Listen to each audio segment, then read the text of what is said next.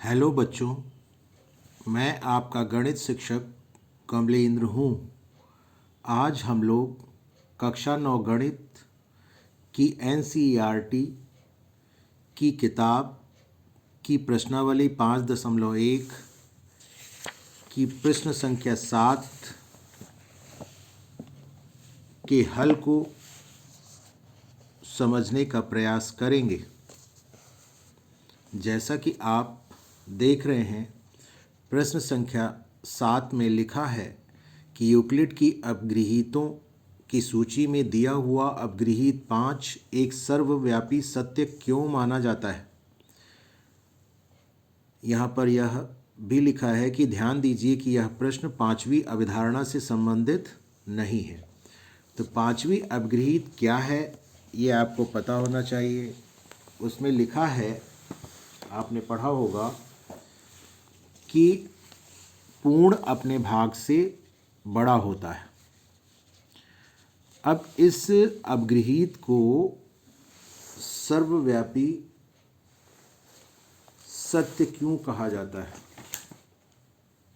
इसलिए कहा जाता है कि सर्वव्यापी सत्य का अर्थ पहले हमें समझने का प्रयास करना चाहिए। सर्वव्यापी का अर्थ होता है जो सब जगह व्याप्त हो, यानी हर जगह, या कहिए सभी जगह, सभी स्थानों पर, आप कुछ भी बोल सकते हैं, सभी जगह व्याप्त हो, सभी जगह समाया हुआ हो।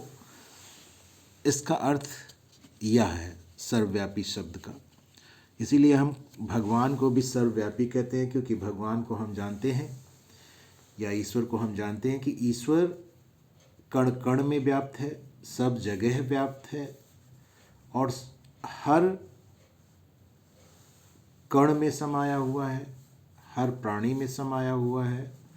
इसीलिए हम ईश्वर को सर्वव्यापी कहते हैं।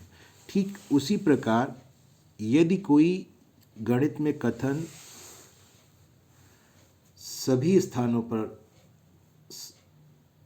सत्य होता है तो उसे हम सर्वव्यापी कहते हैं। अब यहाँ पर इसीलिए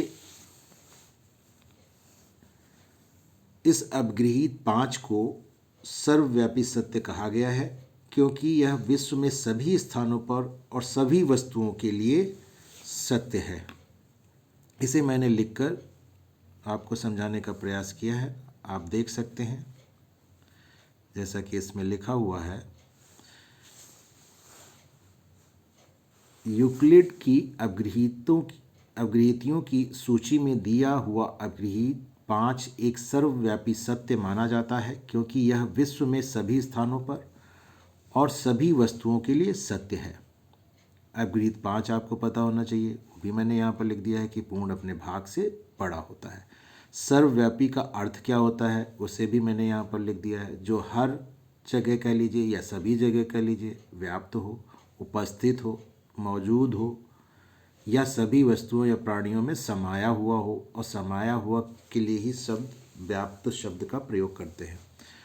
तो मैं समझता हूँ कि आप इस प्रश्न के हल को समझ गए होंगे। यदि कहीं पर कोई परेशानी आती है तो आप उससे पूछ सकते हैं। धन्यवाद।